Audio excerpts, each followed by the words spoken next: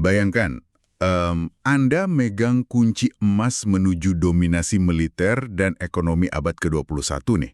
Terus, Kunci yang sangat krusial ya. bener banget.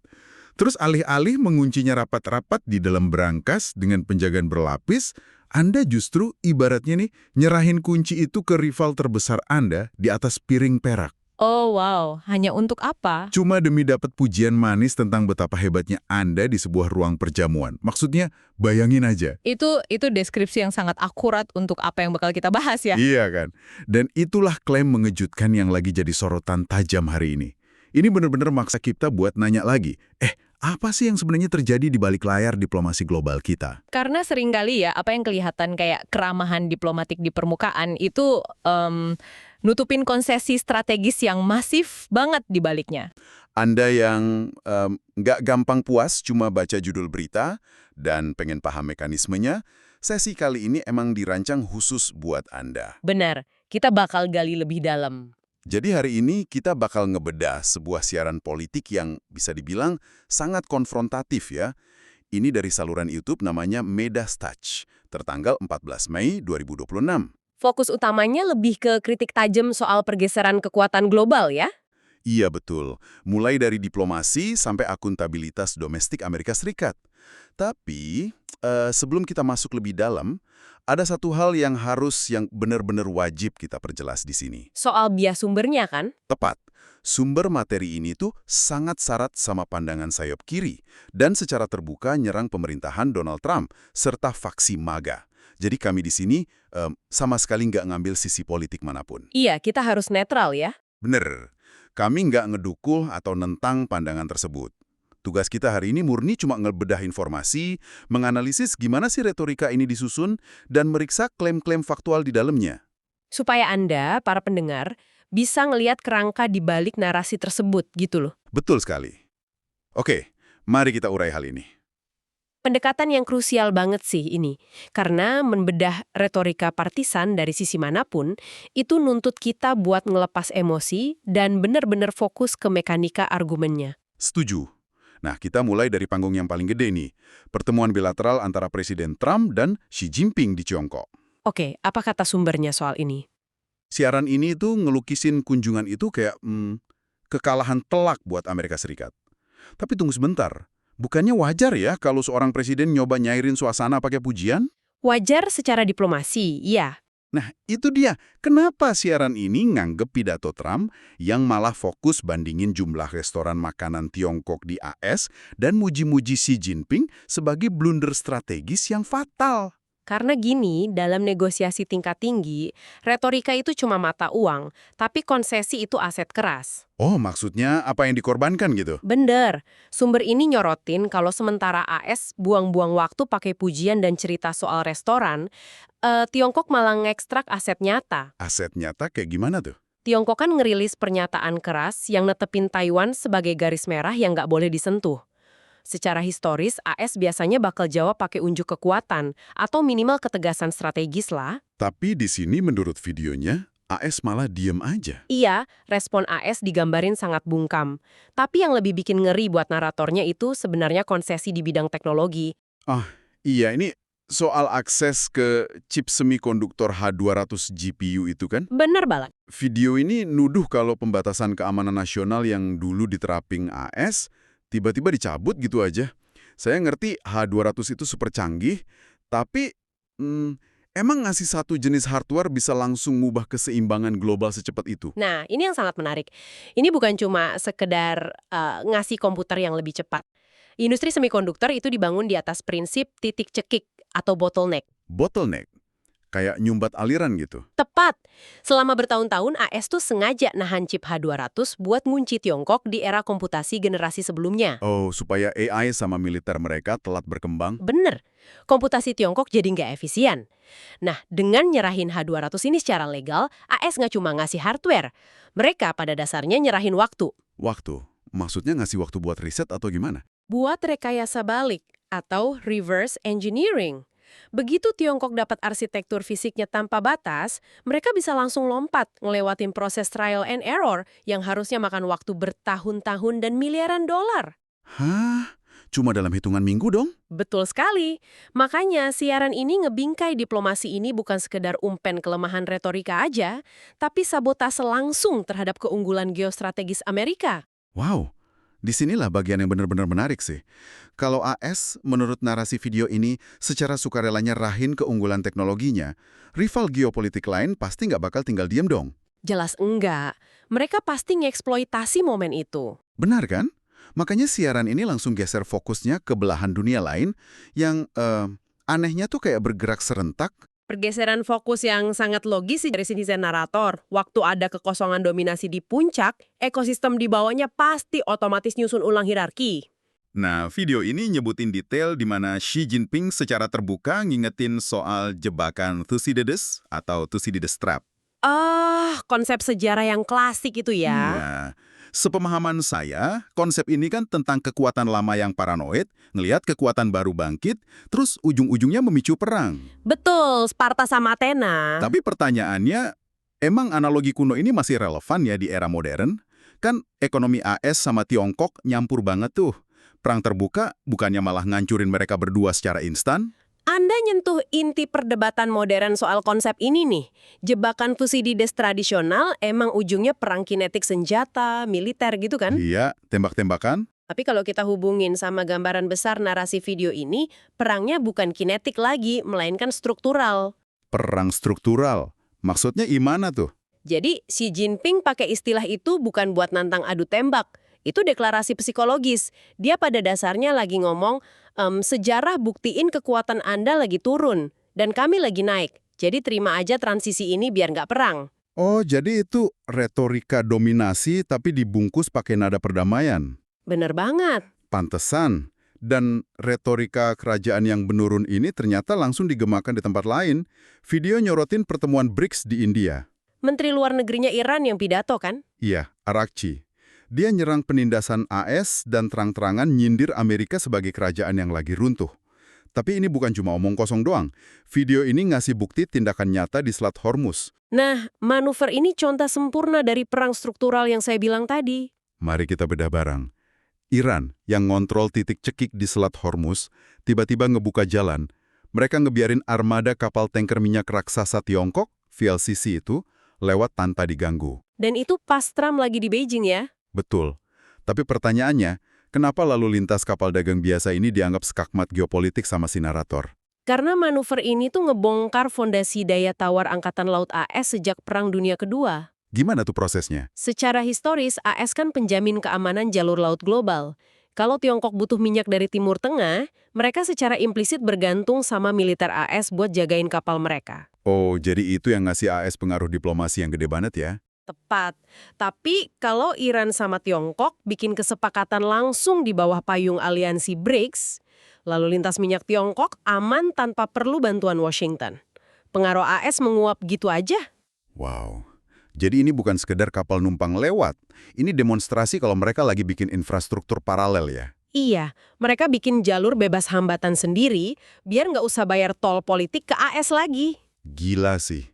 Belum lagi video itu nyelipin fakta kalau Kepala Iklim PBB baru aja muji Tiongkok sebagai pemimpin global buat energi hijau, tepat pas AS keluar dari perjanjian Paris. Nah, naratornya ngerangkai semua ini buat bikin satu kesimpulan besar. Apa tuh? Bahwa kebijakan America First itu sebenarnya udah bermutasi jadi America Alone.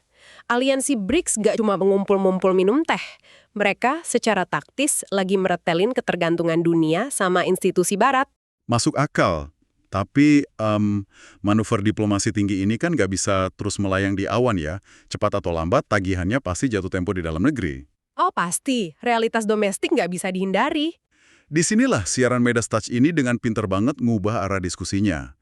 Mereka mulai nyorotin benturan keras antara retorika global yang muluk-muluk sama realitas politik dan ekonomi rakyat AS di bulan Mei 2026 ini. Realitas itu emang selalu jadi penguji paling kejam buat populisme. Video ini pakai taktik dokumenter yang efektif banget kan? Ya, nyanding janji masa lalu sama data masa kini. Contoh pertamanya itu soal tokoh pro-demokrasi Hong Kong Jimmy Lai. Perubahannya drastis banget kan? Banget. Di tahun 2024, Trump dengan pede janji bakal ngelepasin Lai dengan sangat gampang. 100% iya, katanya. Di 2026, dia berbalik 180 derajat. Dia malah nyamain Jimmy Lai sama James Comey ya. Benar. Dibilang polisi kotor lah. Terus alasan pembebasannya terlalu susah karena takut bikin Tiongkok marah. Ini tuh ngegaris bawahi poin kita soal konsesi tadi. Janji ngelepasin tahanan politik mungkin dapat tepuk tangan waktu kampanye. Tapi pas udah duduk di meja negosiasi, Nah, itu. Pas berhadapan sama negara otoriter yang nganggap tahanan itu ancaman besar, janji kampanye tuh nggak ada harganya. Retorika harus kalah sama pragmatisme yang brutal. bener banget. Pola yang sama juga kejadian di krisis Ukraina. Kita semua inget dong janji bombastis buat nyelesain perang Rusia-Ukraina dalam 24 jam. Iya, janji yang ikonik banget. Tapi videonya nunjukin realitas pas pertemuan Beijing itu berlangsung. Rusia malah ngeluncurin serangan drone dan rudal balistik terbesar sejak awal invasi. Korban di Kiev ya. Iya, walaupun 93% proyektil dicegat, sebuah apartemen di Kiev hancur lebur. Nggak ada tuh kedamaian 24 jam. Tapi jujur aja, serangan paling mematikan dari siaran ini justru ada di sektor ekonomi. Ekonomi domestik itu arena di mana pemilih benar-benar ngerasain dampaknya di dompet mereka sendiri. Narator tahu banget soal ini. Betul, isu luar negeri mungkin abstrak, tapi inflasi itu nyata pas kita bayar di kasir. Videonya ngakuin sih, pasar saham emang lagi naik. S&P naik 56 poin, Nasdaq melonjak. Tapi mereka melabelin itu sebagai skema Ponzi kan? Tepat, skema Ponzi yang dimanipulasi. Karena data di lapangan beda banyak. Indeks harga konsumen atau CPI ada di 3,8%. Dan yang lebih parah, indeks harga produsen atau PPI meroket sampai 6%. Sentimen konsumen juga lagi anjlok kan? Iya, di titik terendah. Nah, pertanyaan saya, gimana sih hubungan mekanis antara PPI dan CPI ini sampai siaran itu yakin banget bakal ada kehancuran ekonomi? Ini poin analitis yang sangat tajam dari video itu. Jadi PPI itu ngukur inflasi di tingkat grosir. Biaya yang dibayar pabrik buat bahan baku, bahan bakar, dan lain-lain. Oke, terus CPI? Sementara CPI itu harga di tingkat eceran yang dibayar sama Anda dan saya. Secara makroekonomi, PPI itu selalu jadi indikator penentu buat CPI. Kalau biaya produksi naik 6%, nggak ada perusahaan yang mau nanggung kerugian itu sendirian. Coba, biar saya pakai analogi operasional ya buat ngecek pemahaman saya. Ini ibarat pabrik roti. Boleh, gimana tuh? Kalau harga tepung sama telur tiba-tiba melonjak drastis di pasar induk buat pabrik itu kan PPI-nya naik ya. Dengar? Pabrik mungkin bisa nahan harga roti ecerannya tetap stabil buat sebulan 2 bulan. Mereka motong margin atau pakai stok lama. Tapi lama-lama, pas stok habis, harga roti di rak minimarket pasti dinaikin buat nutupin biaya produksi tadi. Analogi yang sangat sempurna. Dan harga roti yang naik di minimarket itu adalah CPI-nya. Oh, jadi sumber ini berargumen kalau CPI yang 3,8% sekarang itu cuma ketenangan sebelum badai. Benar banget, makanya mereka berani nyebut pasar saham yang lagi naik itu ilusi. Sentimen konsumen yang anjlok jadi bukti kalau warga kelas bawah udah ngerasain beban harga ini duluan. Wah, ngeri juga ya. Ini bikin saya nanya hal yang lebih filosofis nih. Kenapa sih pemilih itu gampang banget kebuai janji-janji instan, kayak nyelesain perang sehari, atau neken inflasi pakai satu tanda tangan? Padahal masalahnya udah puluhan tahun ya. Iya kan? Masalah sedalam itu kok dipercaya bisa beres seketika? Alasan utamanya itu kelelahan kognitif. Publik modern tuh dibombardir sama informasi yang kompleks banget setiap harinya. Bikin capek mikir ya? Banget. Jadi janji solusi instan itu laku bukan karena logis, tapi karena nawarin jalan pintas emosional, ngasih kepastian semu di dunia yang kacau. Tapi sayangnya, narasi populis kayak gini rapuh banget pas nabrak realitas rantai pasok global. Dan pas realitas akhirnya nabrak janji kampanye itu, gimana respon pemerintahnya? Menurut siaran ini, langkah birokrasi selanjutnya adalah ngebangun tembok penyangkalan. Pengikisan akuntabilitas ya. Betul. Dan ini bawa kita ke bagian akhir materi kita, yang ngebedah dua dengar pendapat di Senat AS. Di sini sumbernya nunjukin transisi dari krisis kebijakan jadi krisis transparansi. Mari kita bahas sidang Sentkom dulu. Ada ketegangan luar biasa pas Senator Gillibrand nyecar Laksamana Brad Cooper soal serangan rudal AS di Manab, Iran. Yang soal sekolah itu ya. Ngertiin retorika siarannya. Mereka nggak ngasih konteks sumber laporannya, cuma langsung tembak pakai angka emosional. Dan respons Laksamanaku gimana di videonya? Dia bersikeras kalau nggak ada, kutip ya, indikasi yang bisa dikuatkan soal sekolah-sekolah itu, dan ngaku cuma ada satu investigasi yang lagi jalan. Gimana sang narator membedah kebuntuan ini? Ini nimbulin pertanyaan soal gimana ketidaktahuan bisa dipersenjatai dalam birokrasi. Ketidaktahuan sebagai senjata. Maksudnya? Gini, si pembuat konten nganggap ini sebagai pengabaian yang disengaja. Kalau Anda nggak aktif menginvestigasi sebuah insiden, otomatis Anda bisa duduk manis di Senat dan bilang kami nggak punya bukti. Jadi secara prosedur dia mungkin benar, nggak ada dokumen di mejanya, tapi Tapi secara etika kepemimpinan, kegagalan nyari tahu kebenaran itu justru dijadiin tameng. itu observasi yang tajam banget sih. Ketidaktahuan bukan kelemahan lagi, tapi strategi hukum. Dan pola pengindaran ini nggak cuma di militer loh. Ini juga nyebar ke Departemen Perumahan atau Hajudi. Di sidang yang beda lagi kan? Betul. Senator Gillibrand balik lagi nyecar. Kali ini lawannya Menteri Scott Turner soal krisis tunawisma yang nyentuh rekor 770.000 jiwa. Terus apa solusi yang ditawarin menterinya? Nggak ada.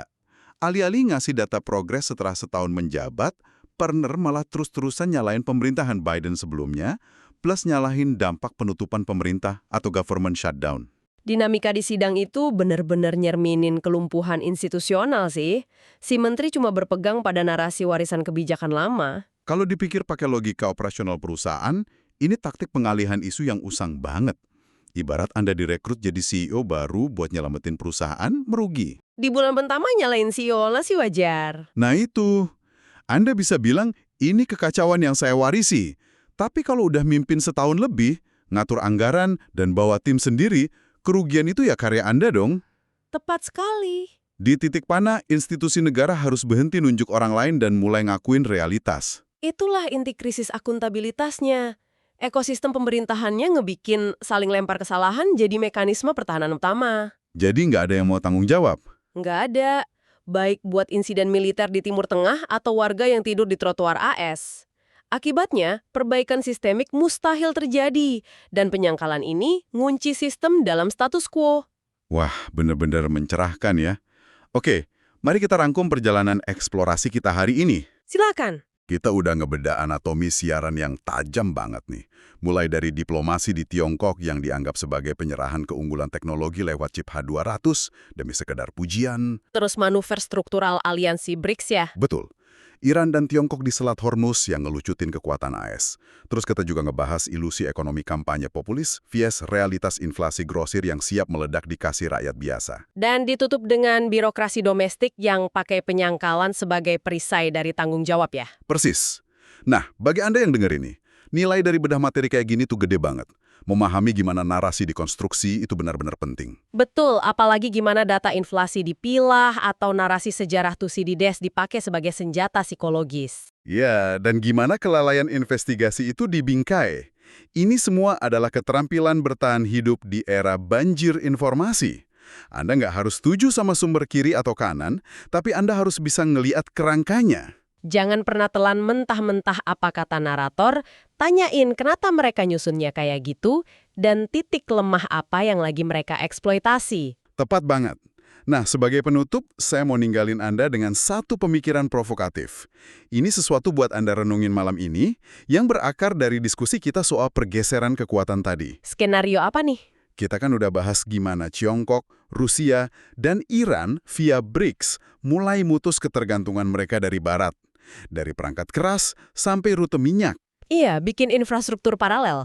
Nah, pertanyaannya, kalau manuver ini berhasil ngunci ekosistem mereka dan suatu saat mereka benar-benar ngelepasin diri sepenuhnya dari dolar AS, apakah kita yang hidup sekarang ini sebenarnya lagi duduk di barisan depan, nonton babak pertama dari terbelahnya dunia jadi dua realitas finansial dan teknologi yang nggak bakal pernah nyatu lagi? Skenario yang sangat masuk akal, dan itu benar-benar berpotensi ngerombak seluruh tatanan yang kita kenal sekarang.